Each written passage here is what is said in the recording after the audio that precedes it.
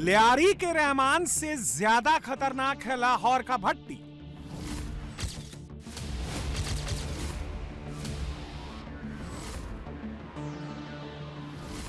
ISI की भट्टी खाक, पाकिस्तान का आतंकी मंसूबा साफ।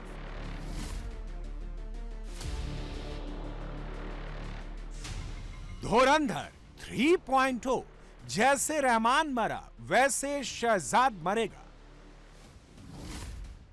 आईएसआई के इस साजिश का नाम है 333 शहजाद भट्टी।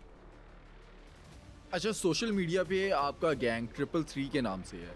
गैंग जिसका होता है वो तो बदमाश होता है, तो अगर आप बदमाश नहीं है, गैंगस्टर नहीं है, तो ये गैंग कैसे बैठ? नहीं, गैंग तो है ही नहीं है। 333 ना कोई गैंग है, ना 333 कोई ग्रुप है। 333 तो मेरे वो दोस्त हैं फारूक खोखर साहब, वो उनकी गाड़ियों का नंबर था। लोगों ने अपनी आईडियों के आगे भी वो 333 लिख लिया। लोगों ने वो छोटे छोटे जो लड़के होते हैं गलियों के, उन्होंने 333 ग्रुप बना दिया, तो इसलिए इसको ग्रुप की शक्ल दे दी। कोई ग्रुप नहीं है हमारा, ना कोई ग्रुप है, ना कोई इस तरह का बदमाश वाली चीज है। ये गन से नहीं, स्मार्टफोन से भारत में घुसपैठ करता है। हम लोग शरीफ नहीं है, वो हमारा मेरा भी भाई है, मेरी जितनी टीम है उसका उनका भी वो भाई है, ठीक है। नेक्स्ट टाइम मैं वीडियो वाला काम नहीं करूँगा, और आपके कुछ जादू टोने जो करते हैं ना आप, वो आपके मेरे ऊपर काम नहीं हो करने हैं। ये उर्दू नहीं, पंजाबी बोलकर हिंदुस्तानियों को फंसाता है। जो भौंकण वाले सिर्फ गल्लां नहीं कीतियां, पहला बंदा होवांगा जिन्हें नहीं कीतियां, कुछ ना कुछ करके विखाए हुए ने। तो तुसीं लो जिन्ना तुहाडे कोल मैनूं खाने ते पहुंच लैण दो, तो मैं फिर वेखदा वां कि किवें तुसीं सिर्फ मेरे नाम ते मैनूं अब्यूज़ करके या कुछ भी करके मेरे सिर्फ फेम ले सकदे जो, होर कुछ भी नहीं।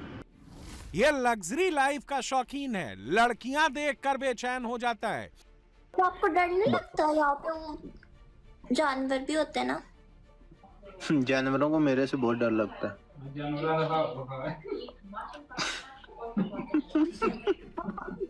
जानवरां नूं सानूं लगे ना लगे, साडे तो बहुत लगता है जानवरां।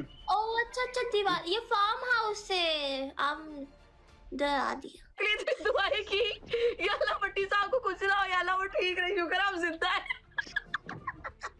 मैंने आपकी इतनी वीडियोस देखी, मैंने कहा ये नहीं हो सकता, शहजाद भट्टी को कुछ नहीं हो सकता, मेरे को कुछ नहीं होने दूंगी। मैंने जायरबाज विशाली बहुत दुआएं की मैंने, शुक्र आप आ गए वापस। मैं खुश हूं। Thank you so much. मेरा लोहे दा जिसम है, मैनू कोई नहीं कुछ होना, जब मेरी आई होनी उदों होना ही। लेकिन आप बच गए, शुक्र है अल्लाह का। बच कैसे गए? आपको गोली लगी? ये गरीब हिंदुस्तानियों को पैसे देकर धोखे से गैंग में शामिल करता है। आके इकट्ठे कर लगा कोई 10-15 हज़ार रुपया आसमान दा। मैं दे राणा साहब दे पैसे सन, ठीक है। राणा साहब ਜਿਹੜੇ ਨੇ ਆਪਣੇ ਰਾਣਾ ਸਾਹਿਬ 333 ਉਹਨਾਂ ਦੇ ਪੈਸੇ ਸਨ, ਠੀਕ ਹੈ। ਉਹਨਾਂ ਵਾਸਤੇ ਦੁਆ ਕਰਨੀ ਹੈ ਅੱਛੀ ਤਰੀਕੇ ਦੇ ਨਾਲ, ਸਾਰੀਆਂ ਬੀਬੀਆਂ ਕੋਲੋਂ ਦੁਆ ਕਰਵਾਣੀ ਹੈ ਕਿ ਅੱਲਾਹ ਮੇਰੇ ਭਰਾ ਨੂੰ ਤੰਦਰੁਸਤੀ ਦੇਵੇ और सेहत देवे। ये पाकिस्तान डॉन कहकर हिंदुस्तान को धमकी देता है। आपकी तो वो उधर भी तूतियां बोलती हैं भाई साहब, इंडिया में भी, इंडिया से भी मैंने अक्सर खबरें सुनी हैं, इंडिया वालों की भी, वो भी बोल रहे होते हैं भाई साहब जो हैं शहजाद भट्टी ने ये कर दिया, वो कर दिया। और आपके एडिटर्स भी हैं काफ़ी सारे टिकटॉक पे। यार आप तो खुद देखो, मैं सिंगल पसली बंदा कुछ कर सकता हूँ ना, हम सब बंदा हूँ, शरीफ आदमी। सिंगल पसली नहीं, ये पावर है भाई, पावर मैटर करती है। ये सोशल मीडिया पर खुलेआम भारत के खिलाफ भड़काता है। जितने भी अदारे एजेंसियां ने, पुलिस है, उन्होंने मेरा यही मैसेज है, ਜਿਹੜੇ ਤੁਹਾਡੇ ਜੇਲ੍ਹਾਂ ਦੇ ਵਿੱਚ ਤੁਸੀਂ ਆਪ ਜਿਹੜੇ ਗੈਂਗਸਟਰ ਪਾਲੇ ਹੋਏ ਨੇ ਨਾ, ਉਹਨਾਂ ਦੇ ਸਜ਼ਾਵਾਂ ਉਹਨਾਂ ਨੂੰ ਕਰਵਾ ਲਓ ਜਾਂ ਉਹਨਾਂ ਨੂੰ ਸਜ਼ਾਵਾਂ ਦੇ ਲਓ, ਫਿਰ ਮੈਨੂੰ ਤੁਸੀਂ ਆ ਕੇ ਨਾ ਮੇਰੇ ਉੱਤੇ ਗੱਲ ਕਰਿਆ ਜੇ, ਜਾਂ ਜਿਹੜੇ ਤੁਹਾਡੇ ਗੈਂਗਸਟਰ ਬਾਹਰ ਬੈਠੇ ਨਾ ਪਹਿਲਾਂ ਆਪਣੇ ਤੇ ਲਿਆਓ ਤੇ ਫਿਰ ਦੂਸਰਿਆਂ ਦੀ ਗੱਲ ਕਰਿਆ ਜੇ। एक नहीं है, आईएसआई ने दर्जनों भट्टी तैयार किए हैं जो पाकिस्तान में बैठकर या फिर पाकिस्तान से बाहर हिंदुस्तान में तबाही की साजिश रच रहे हैं। आईएसआई इन पर करोड़ों रुपए खर्च कर रही है। इन सबका मकसद सिर्फ एक है, भारत की बर्बादी, भारत की तबाही। आईएसआई ने पाकिस्तान के दर्जनों गैंगस्टर को भारत में आतंकियों को रिक्रूट करने का जिम्मा सौंपा है, जिसमें पहले नंबर पर है फारूक खोकर, शहजाद भट्टी, जफर सुपारी, अजमल गुजर, आबिद जट, राणा हुसैन, अब्दुल मेनन, शनी टाइगर, शेख सलमान, सफराज डोंगर उर्फ जोरा सिंह, अबू मूसा, सरकार, मुन्ना झिंगड़ा। इन सभी पाकिस्तानी गैंगस्टर्स ने सोशल मीडिया के जरिए भारत में अपना नेटवर्क फैलाया। इसी साल जुलाई में महाराष्ट्र एटीएस ने इस पूरे सिंडिकेट को क्रैकडाउन किया था। मुंबई, पुणे, रत्नागिरी 200 से ज्यादा लोगों की पहचान की गई थी। ये सभी पाकिस्तान में बैठे गैंगस्टर से सोशल मीडिया से जुड़े थे। मुंबई एटीएस की माने तो सभी गैंगस्टर आईएसआई के लिए काम करते हैं, लेकिन इन सब में सबसे खतरनाक है आईएसआई का बुलडॉग शहजाद भट्टी, जिसके नेटवर्क को हिंदुस्तान की एजेंसियों ने अभी ध्वस्त कर दिया है। भट्टी नेटवर्क के 200 आतंकियों को पकड़ लिया है। आखिर कौन है शहजाद भट्टी? कैसे आईएसआई ने भारत के खिलाफ तैयार किया? कैसे आतंक की भट्टी में 200 आतंकी तैयार हुए?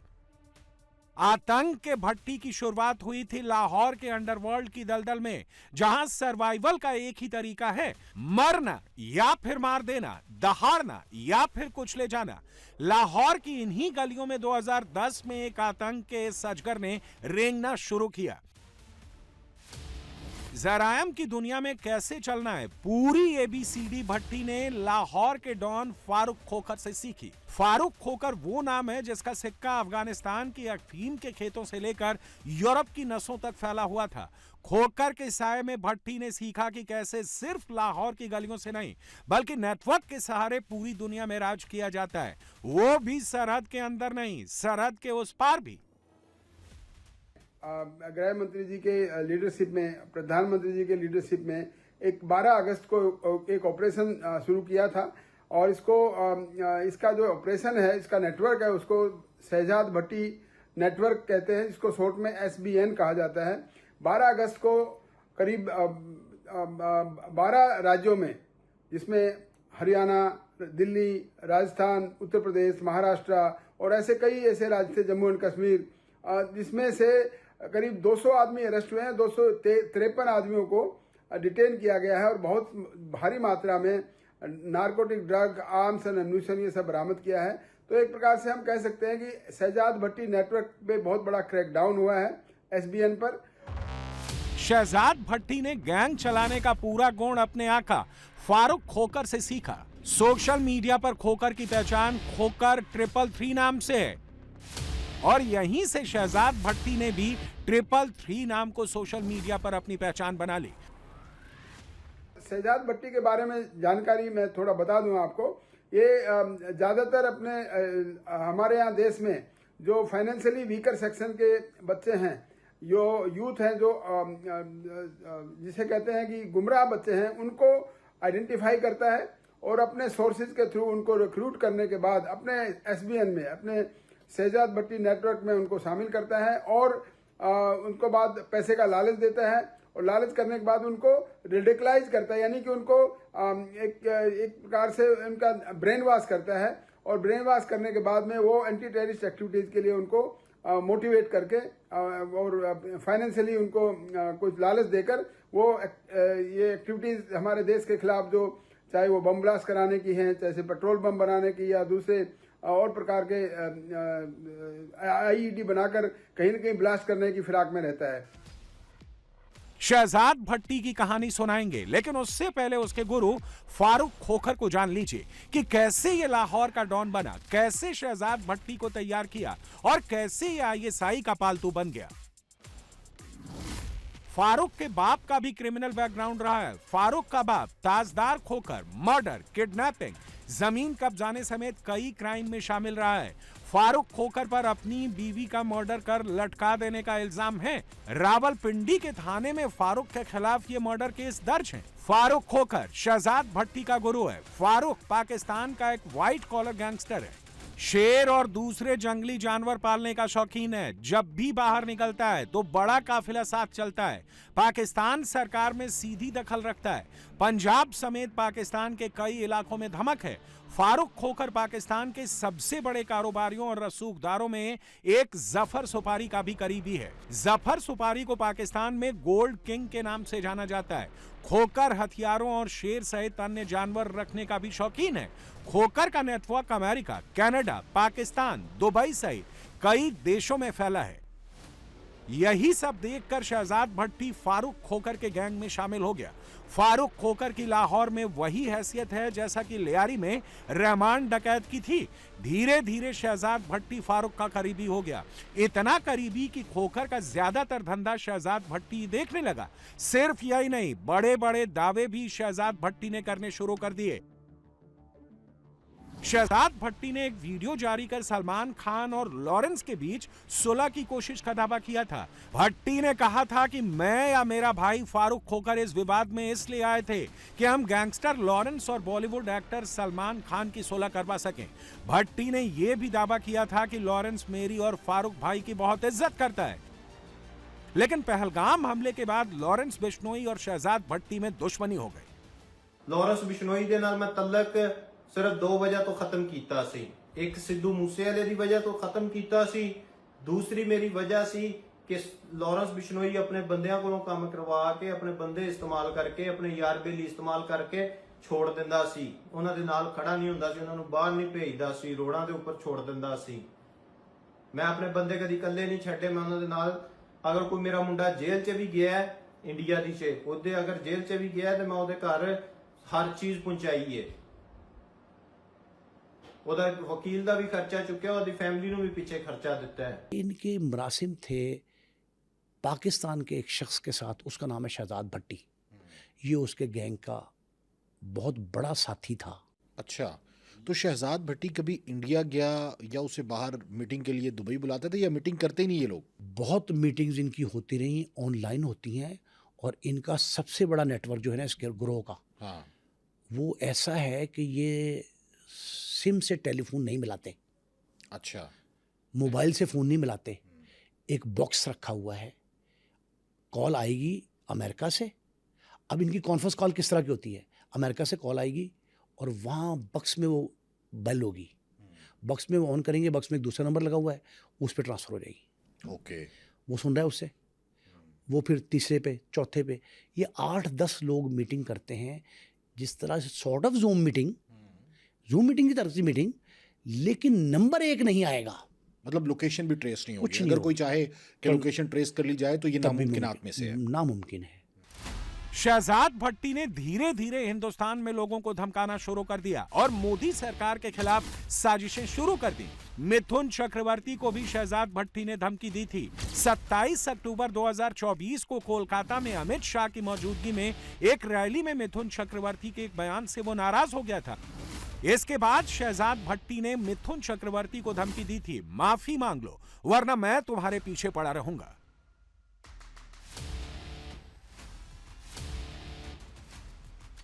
हमेशा कभी अपनी जात पे बहुत, मेरी जात पे बहुत कुछ हुआ है और करते भी हैं लोग, बर्दाश्त कर जाता हूँ। लेकिन जब हमारे इस्लाम पे कोई चीज़ आती है या हमारे अदारों पे या हमारे मुल्क पे बात आती है, सोशल मीडिया से भी हम लोग देख लेते हैं जितना कुछ कर सकते हैं, जितना हम पाकिस्तानी हैं या मुसलमान हैं जितना संभाल सकते हैं, सबसे पहले खड़ा होता हूँ। और क्योंकि हमारे कुछ अदारे ऐसे हैं कि हमारे अदारों की एक लिमिट होती है कि वहाँ तक वो उस तरीके से काम करते हैं। मेरी कोई लिमिट नहीं है। मैंने अगर इंडिया में भी कुछ किए हैं तो वो आप जो सारा गूगल चेक कर लें, वो अगर कोई किया होगा या इस्लाम के लिए किया होगा या कोई बंदा ऐसा होगा जिसने मेरे अदारों के लिए या मेरे मुल्क के लिए कोई ना कोई लफ्ज़ इस्तेमाल। शहजाद भट्टी ने सोशल मीडिया के जरिए भारत के भीतर सेंध लगाई और अपने ऑपरेटिव से यहां की हर खबर पर नजर रखता था। इसी से जान लीजिए कि जो उसके खिलाफ या पाकिस्तान के खिलाफ बोलता, उन्हें वो सोशल मीडिया के जरिए धमकी देना शुरू कर देता था। उसके पूरे सिंडिकेट को सोशल मीडिया के जरिए उसके 3 अहम साथी ऑपरेट करने में मदद करते थे, जो पाकिस्तान में मौजूद हैं, जिनमें आबिद जट, राना हनैन और अजमल गुजर के नाम सामने आए हैं। इंटेलिजेंस इनपुट के मुताबिक ये लोग सोशल मीडिया के जरिए भारत के यूथ्स को टारगेट करते हैं और उन्हें सपनों का सौदा दिखाकर अपने नेटवर्क में शामिल करने की कोशिश करते हैं। युवाओं को उनकी गतिविधि के लिए करीब 10,000 रुपए से लेकर 1 लाख रुपए तक का लालच दिए जाने की जानकारी सामने आई है। रिक्रूटमेंट के बाद इन युवाओं का इस्तेमाल अलग अलग आपराधिक गतिविधियों में किया जाता है, जिनमें बम धमाके, ग्रेनेड धमाके और हथियारों से जुड़ी गतिविधियां शामिल होने का शक है। पिछले साल इसी नेटवर्क ने एक युवक को कथित तौर पर करीब 1 लाख रुपए देकर रिक्रूट किया था। बाद में सुरक्षा एजेंसियों की कार्रवाई के बाद उस युवक को डी-रेडिकलाइज किया गया। आतंकवाद और नक्सल को पूरी तरह से लगाम लगाने के बाद अब गृह मंत्री अमित शाह ने साफ कर दिया है कि बारी है शहजाद भट्टी और उसके पूरे नेक्सस की। इंडिया टीवी को एक्सक्लूसिव जानकारी मिली है, जिसके मुताबिक शहजाद भट्टी पाकिस्तान और यूएई में इसकी मूवमेंट है और यहीं से रहकर यह अपने 3 और गुर्गों के साथ मिलकर एक पूरा नेक्सस चला रहा है, जिसमें आबिद जट, उसके साथ साथ राणा हनैन और अजमल गुज्जर शामिल हैं। दरअसल ये सोशल मीडिया का इस्तेमाल करते हुए लोगों को सपने दिखाते हैं, लड़कों को सपनों को बेचकर उन्हें गुमराह करते हैं और फिर उसके बाद आतंकवाद की तरफ मोड़ देते हैं। इंडिया टीवी को इस बात की भी जानकारी मिली है कि पिछले दिनों करीबन 10,000 रुपए से लेकर 1 लाख रुपए तक का सपना इन्होंने लड़कों को दिखाया गुमराह करने के लिए। 1 साल पहले एक युवक को 1 लाख रुपए भी दिए। हालांकि पूरे अंडर स्कैनर होने के साथ साथ 14 अलग अलग राज्यों में 200 से ज्यादा लोगों को हिरासत में लेकर गिरफ्तार किया गया। उनके पास से आईएसआई से लेकर जो पाकिस्तान ऑर्डिनेंस फैक्ट्री के बने हुए एम्यूनिशन थे वो सब भी रिकवर किए गए हैं। अब सबसे बड़ी चुनौती इस बात की है कि शहजाद भट्टी के पूरे नेटवर्क को पूरी तरह से खत्म करे। इसीलिए state police, intelligence agencies, NIA सभी एक साथ इस पर काम कर रही है। इंडिया टीवी को इस बात की भी जानकारी मिली है कि शहजाद भट्टी के तीनों गुर्गे दरअसल लड़कों को गुमराह करने के साथ साथ उनको पैसों का लालच देते हैं, उनको लड़कियों से मिलवाने की बात कहते हैं और फिर उसके बाद उनको किसी अनडिस्क्लोज लोकेशन पे हथियार मुहैया करवाते हैं। ये हथियार अलग अलग टाइम पर पंजाब या फिर अलग जगहों से भारत में प्रवेश करवाए गए हैं। भट्टी ने सबसे बड़ी ताकत गन को नहीं बल्कि स्मार्टफोन को बनाया। वो जानता है कि आज के दौर में किसी को बर्बाद करना है तो उसकी स्क्रीन पर कब्जा कर लो। वो इंस्टाग्राम और टिकटॉक का इस्तेमाल किसी इन्फ्लुएंसर की तरह करता है। आलीशान गाड़ियां, दुबई का सनसेट और हाथ में कभी शेर का बच्चा दिखाकर लड़कों को बहकाता था। ये सब सिर्फ दिखावा नहीं, ये चारा फेंकता है जिसमें कुछ भटके हुए लड़के उसके पीछे चले जाते हैं। अकेले पंजाब में शहजाद भट्टी ने अपना सबसे बड़ा नेटवर्क खड़ा किया। पंजाब में भट्टी के स्ट्रॉन्ग नेटवर्क की वजह से ही आईएसआई की नजर पड़ी। पंजाब में गैंगस्टर मॉडल खड़ा करने के बाद ही भट्टी टेरर मॉडल डेवलप कर रहा था। नवंबर 2025 में सिरसा महिला पुलिस स्टेशन में धमाका करवाया। जनवरी 2026 में अंबाला पुलिस स्टेशन में कार ब्लास्ट करवाया। मार्च 2025 में जालंधर में social media influencer Roger Sandhu के घर पर अटैक कराया। एनआईए ने भट्टी और उसके हैंडलर सोहेल बलोच को सिरसा ब्लास्ट में आरोपी बनाया है। एनआईए अब तक 3 मामले में भट्टी को आरोपी बना चुकी है। पंजाब में भट्टी कई हैंडलर को पेट्रोल बम और आईईडी बनाने की ऑनलाइन ट्रेनिंग दे चुका है। आईएसआई भट्टी नेटवर्क के जरिए ही पंजाब बॉर्डर तक हथियार और ड्रग्स पहुंचाने में कामयाब रही है। सिर्फ शहजाद भट्टी ही नहीं, आईएसआई ने पाकिस्तान में बैठे अलग अलग गैंगस्टर को हिंदुस्तान के भीतर तबाही मचाने की सुपारी दे रखी है। उसी में से एक नाम है जफर सुपारी। जफर सुपारी भी शहजाद भट्टी की 333 गैंग का हिस्सा है। इस गैंग को जफर सुपारी, फारूक खोकर और फर्रुख का बाप ताज खोकर मिलकर चलाते थे। अब इस गैंग में जफर सुपारी और फारूक खोकर बचे हैं। ताज खोकर की मौत हो चुकी है। फेसबुक पर जफर सुपारी ने अपना एड्रेस बहरिया टाउन, रावलपिंडी लिखा है। इसका भी सबसे बड़ा हथियार सोशल मीडिया है। जफर सुपारी महंगी गाड़ी, लग्जरी लाइफ का शौकीन है। फेसबुक पर कई वीडियो मौजूद हैं। वीडियो में चीते के गले में पट्टा डालकर टहलता दिख रहा है। फारूक खोखर के साथ मिलकर काम करता है। गोल्ड का शौकीन है। इसे पाकिस्तान में गोल्ड किंग के नाम से जाना जाता है। जफर अक्सर सोशल मीडिया में अपनी लग्जरी लाइफ की फोटोज शेयर करता है। सोशल मीडिया पर इसके लाखों फॉलोअर्स हैं। अपने भाई की शादी में करीब 500 लग्जरियस कारों का काफिला निकाला था। इस शादी में कई लोग तो सिर्फ सड़कों पर नोट उड़ाने के लिए रखे गए थे। शहजाद भट्टी से लेकर जफर सुपारी तक सब पर भारत की एजेंसियों की नजर है।